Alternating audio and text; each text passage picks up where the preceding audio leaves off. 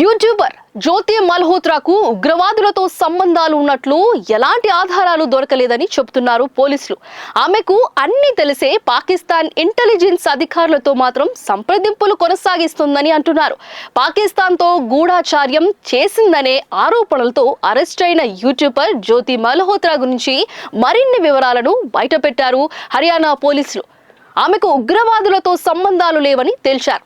దానికి సంబంధించి ఎలాంటి ఆధారాలు దొరకలేదని చెప్పారు.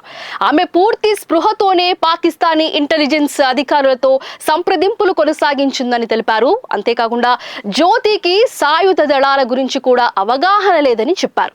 ఉగ్రవాదులతో సంబంధాలు లేవు, ఉగ్ర ముఠాలతో గాని ఉగ్రవాదులతో గాని జ్యోతికి సంబంధం ఉన్నట్లు ఇప్పటి వరకు ఎలాంటి ఆధారాలు మేం గుర్తించలేదు. ఉగ్ర కార్యకలాపాల్లో ఆమె పాలు పంచుకుంటున్నట్లు సాక్ష్యాలేవీ లేవని హింసార్ ఎస్పీ తెలిపారు.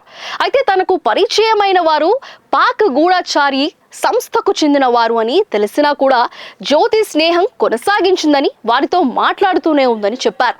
అలాగే పాక్ ఇంటెలిజెన్స్ అధికారులను ఆమె పెళ్లి చేసుకోవాలని గాని మతం మార్చుకోవాలని కానీ అనుకోలేదని పోలీసులు చెప్తున్నారు. వీటికి సంబంధించి కూడా ఎలాంటి ఆధారాలు దొరకలేదని చెప్పారు. అంతకుముందు పాక్ ఐఎస్ఐ ఏజెంట్ అలీ హాసన్ తో ఆమె లవ్ లో ఉన్నట్లు తెలిసింది. నన్ను పాక్ లో పెళ్లి చేసుకో అంటూ అతనికి ప్రపోజ్ చేసిన సీక్రెట్ చాట్ బయటపడింది. అలీతో ఆమె ఎమోషనల్ రిలేషన్ కలిగి ఉందని, ఇదే క్రమంలో భారత సైన్యానికి సంబంధించిన సమాచారం కూడా షేర్ చేసిందని పోలీసులు గుర్తించారు. అయితే కొన్ని సంభాషణల గూఢాచారి కార్యకలాపాలకు సంబంధించిన కోడ్ రూపంలో ఉన్నాయని నిర్ధారించారు.